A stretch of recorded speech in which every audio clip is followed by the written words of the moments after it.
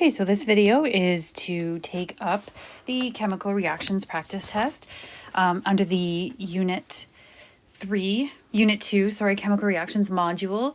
There is a submodule called Monday, April 6th, and in there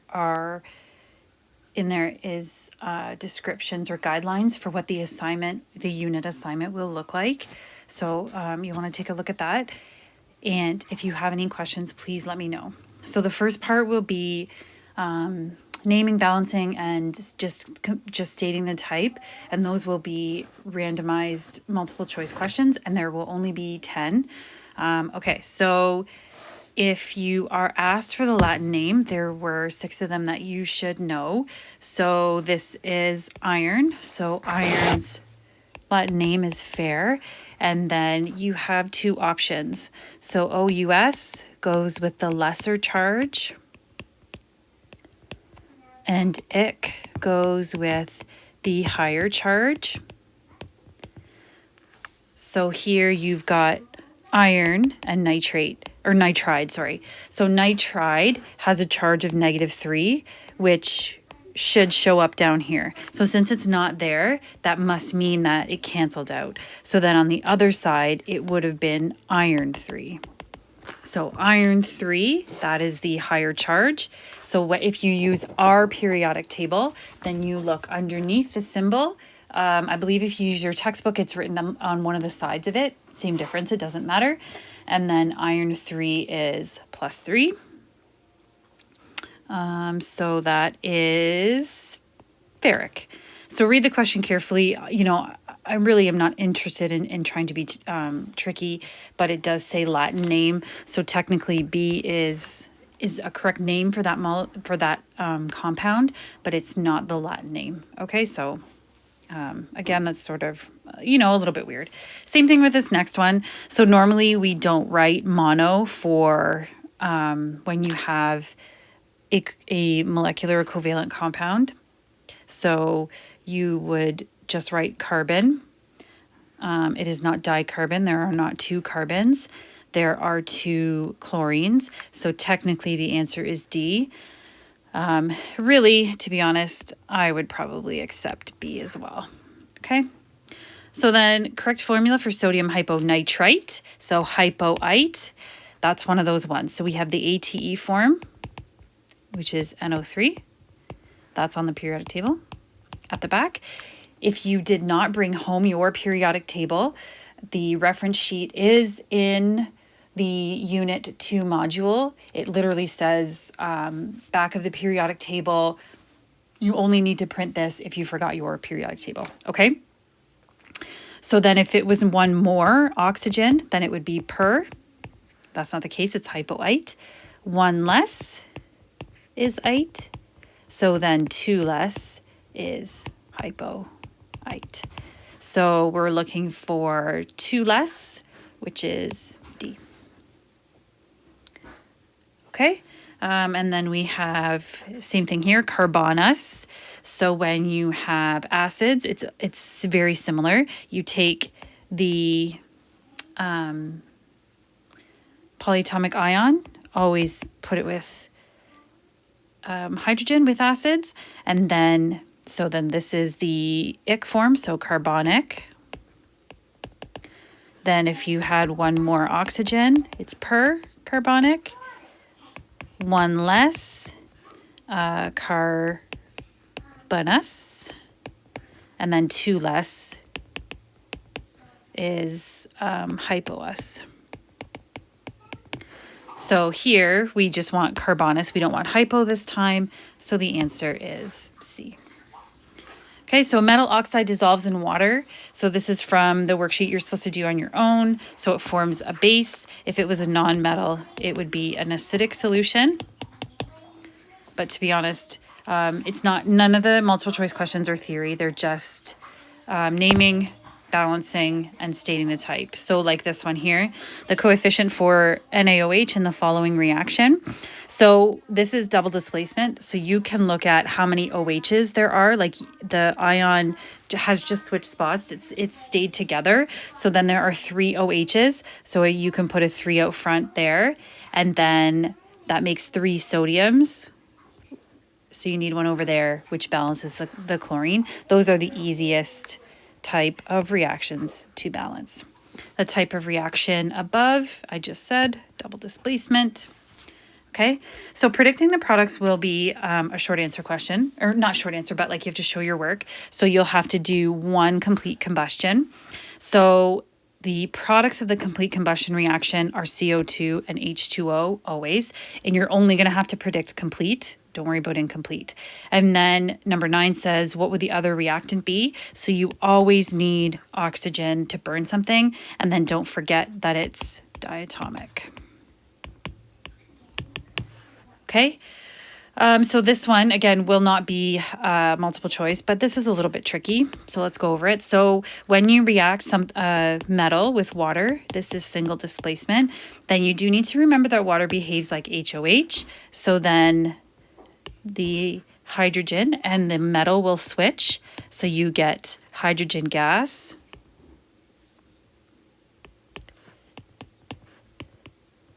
and potassium hydroxide.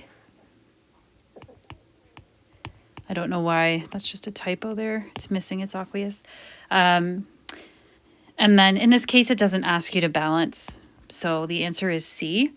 But when you go to balance, the big problem here is the hydrogens. If it screws you up to balance like that, you can always rewrite it as H2O.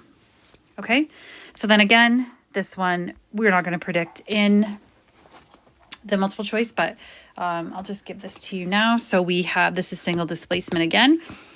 So you're going to use the activity series.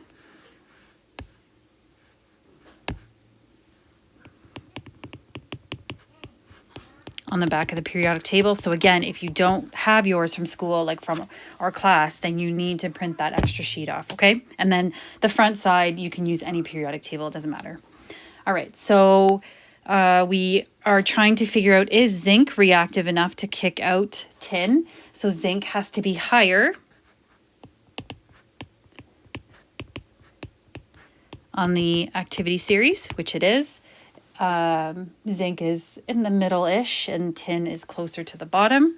So that means you're going to get tin and zinc oxide. It is not this one because tin is not a diatomic molecule. And it always is like displaces like. Okay, so now this question will be more like balancing, and stating the type will be in the multiple choice.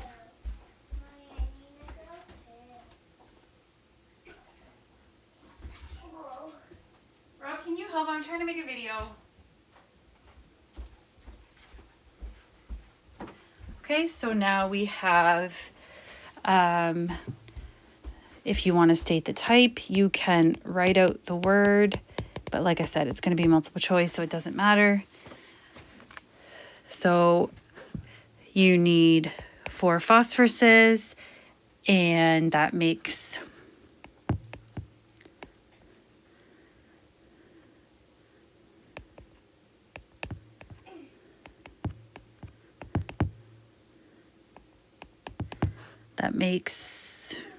goes from 3 to 12 chlorines, but then on the other side you can put a 6 and change it to 12.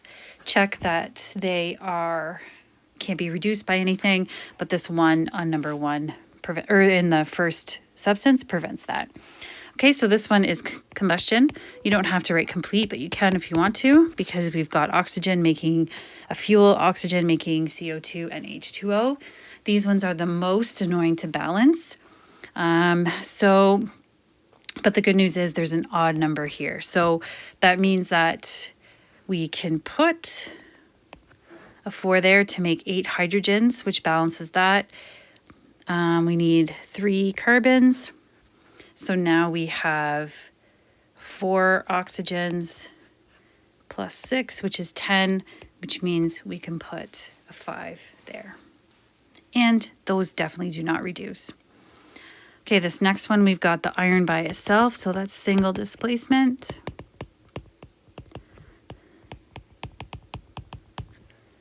Okay, so again, these are usually pretty straightforward. Keep the sulfate together if you want.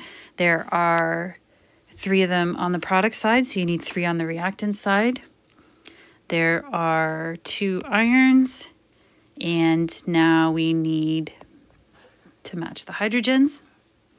Same thing with this one, we have PO4, stay together, but this is double displacement.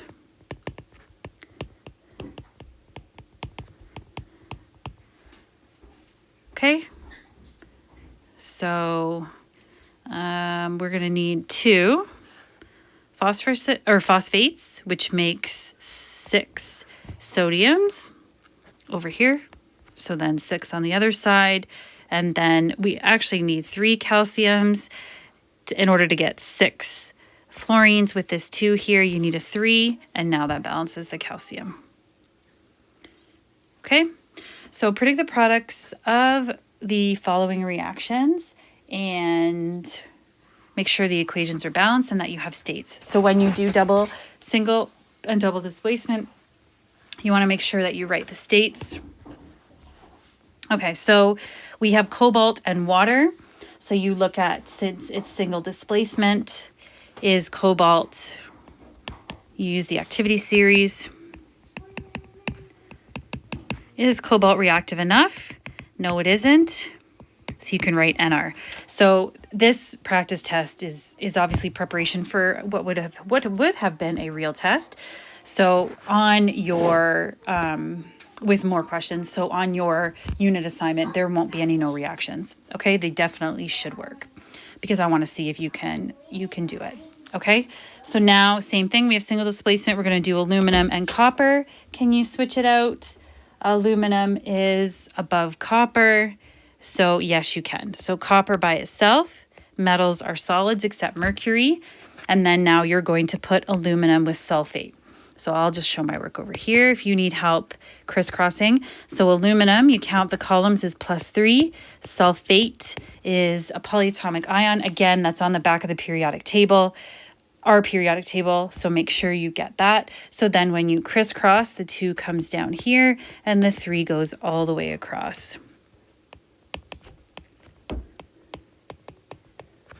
And that is aqueous. Okay, you always want to make sure that your question is balanced. But again, these are easy because they are by themselves. So you can really do whatever you want, put whatever you want there, and it doesn't have a huge impact on your answer. Or because there's single stuff. So let's say like here, we need 2 aluminums on this side and 3 sulfates. So we can put a 3 here for the sulfate, a 2 here for the aluminum. And then over here now, we need 3 coppers. Easy. Done. Okay, so now we're going to do double displacement. So sodium, chlorine are both ones. Silver and nitrate are also both ones. So this is actually going to be easy to balance. And you want to switch the metals. It doesn't matter what compound you write first. Sodium will now go with nitrate and silver with chlorine. So you look, now we're looking at the solubility table because it's double displacement. Okay, so sodium and nitrate. So you could either look at row number 1, it says anything plus sodium is soluble, or nitrate, row number 3, nitrate plus anything is soluble. Both of those are going to be aqueous. And then chloride is row 6, and the first ion listed there is silver. Ag is insoluble. So there's our solid. Okay, so now this one, back to single displacement, we have calcium and cold water. So hydrogen, calcium is reactive enough. So this is like that potassium one we just did. The only difference is calcium is an alkali earth metal, so it's got a charge of 2. So you're going to have to cross all the way across.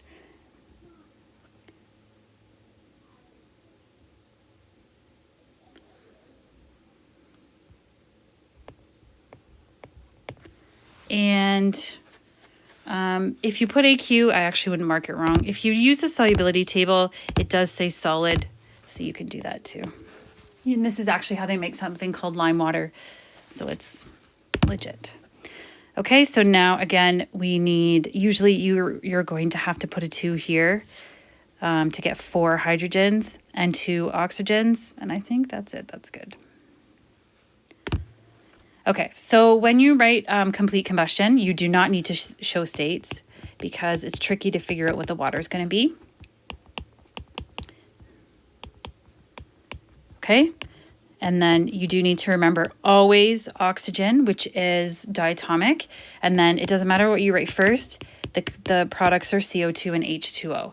So now this is, glucose has a pretty complicated structure, but we're not worried about that. We're just going to balance. Okay, so we need 6 carbons. Let's try that. 6 carbons. It helps you to do a chart here.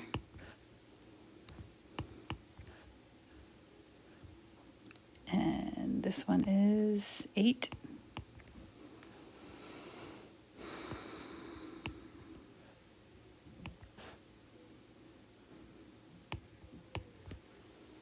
Okay, so don't forget when you do the reactant side, it's 6 plus 2. Don't forget that. So, okay, so I put a 6 in front of the carbon, which makes 12 and 1, which is 13 oxygens. That's ugly. We're not going to leave that. But let's change this. So we'll change the hydrogen here. Now we've got 12. That's good. And then now we have 12 and 6 oxygens, which is 18. So just be careful over here because we already we have 6, right? So technically we don't want to put a number that has, like we don't want to put 9 here. We don't want 19. We only need, oops, sorry. We only need 12, so we're going to put 6. So then now we have 6 plus 12, which is 18. Okay? Be patient with yourselves. The good news is you have lots of time. You're not worried about trying to do the test in class, so that's all good. Okay, so it does say to predict the products, and you're going to do total and net ionic. So this one, you have to do, like we have to still switch the partners and stuff like that. So you'd still have to do, it does say in the guidelines, it is like a double displacement reaction. So you're still basically doing that. Okay, so we have lead nitrate and potassium chromate. If it helps you, write out the words.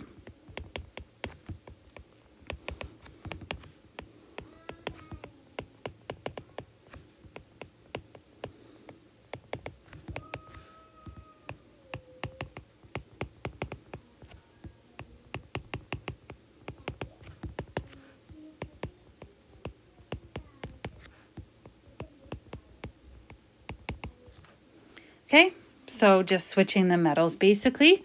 So now we have to write the reaction. So lead is 2. It tells us right there. Nitrate is NO3 on the back of the periodic table. Potassium is an alkali metal, so it's 1. And chromate isn't maybe an ion you're familiar with or we use a lot, but it is on the back of the periodic table.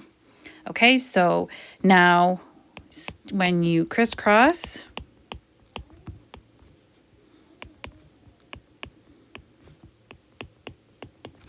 okay, when you have double displacement, the reactants have to be both aqueous, but let's check it out. So nitrate, oh, we already did that for the one up there. In row number 1 on the solubility table, anything plus nitrate is aqueous. And then chromate is row number 16. Chromate plus, it says barium, copper, silver, mercury, calcium, or lead would be insoluble. Potassium is not one of those, so then you go to the next row. Any other cation is soluble.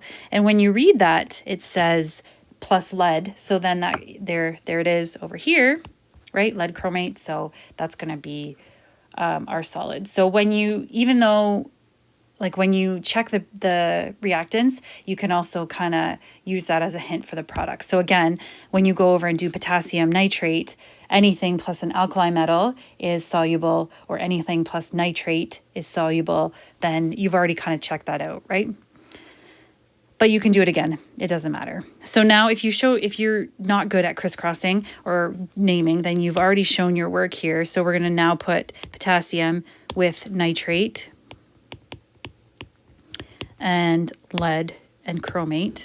So now this time when you crisscross, those twos are going to cancel out. And that was a terrible O, sorry.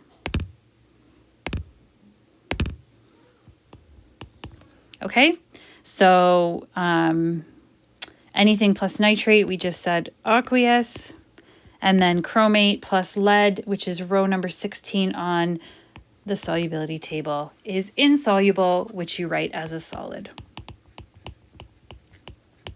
So if you did not do the predicting double displacement video lesson or the net and total ionic equation lesson, then you definitely need to go back and do that. That's what this is dealing with. Okay, so now we should make sure it's balanced. We need 2 nitrates, which balances the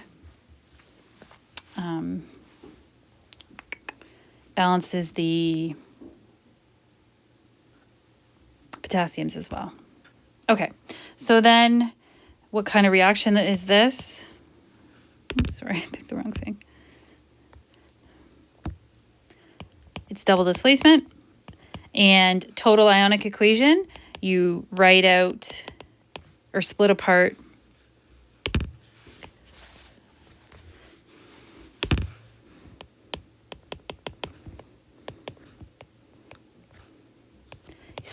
everything that's aqueous. So if you watch the lesson, I encouraged you to write the charges, but the aqueous part was more important. So lead is aqueous. It's got a charge of 2 or 2 plus, it doesn't matter. There are 2 nitrates. There are 2 potassiums.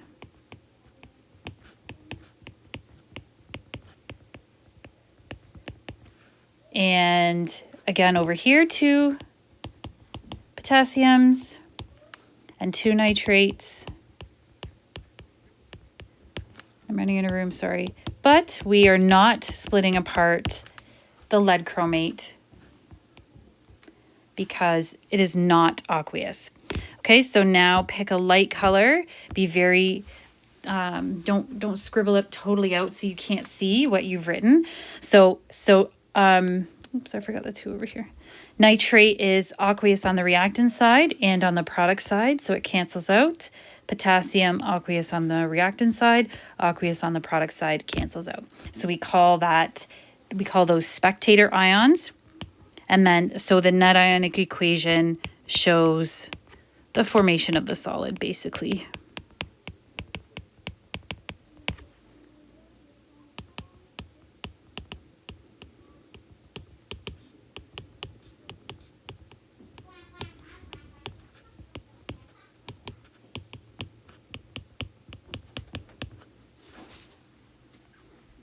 Okay, last question.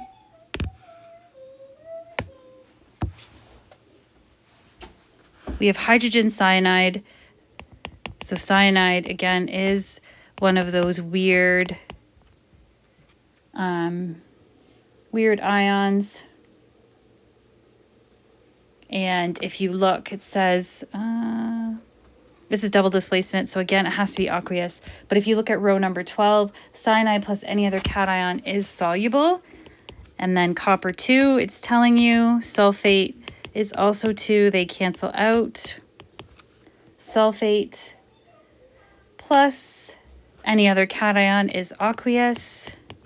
React to form water and a gas and another product. So write the balanced chemical equation. I think you should do this question in 2 steps. So when it says water and a gas and another product, so again, I'm not going to leave you out to dry. I will definitely tell you that this is a weird double displacement reaction. So normally what you would do is H2SO4, which is an acid. So maybe you remember that all acids are aqueous, or you can, again, sulfate's row number 9. hydrogen is not one of the insoluble ions listed there, so it's aqueous. And then copper 2 cyanide. So cyanide, only silver and zinc make something aqueous, or make something insoluble, so it's aqueous. So it's tempting that it looks like it is going to be no reaction, but I've told you water and a gas and another product. So you look at the copper cyanide, can you get water from that? No, you cannot. But you look at this one, H2SO4, and if you do atom math, so subtract H2O, what are you left with? That's a liquid, sorry. So we got rid of 2 of the H's, and then only 1 of the O's, so we're left with 3. So what's left over? The gas, SO3, and then you just leave the other product, right? The other product by itself. Okay? So hopefully that helps. And if you have any questions, please email me. I am going to put the assignment on D2L 9 a.m. on Tuesday, and then hopefully get it back from you at noon on Wednesday. So you need some sort of scanner app to make it a PDF if you want to put it in the Dropbox, or you can screenshot and email me. That's fine. And if you don't have a printer, just write it on normal paper. Any kind of paper is fine. And then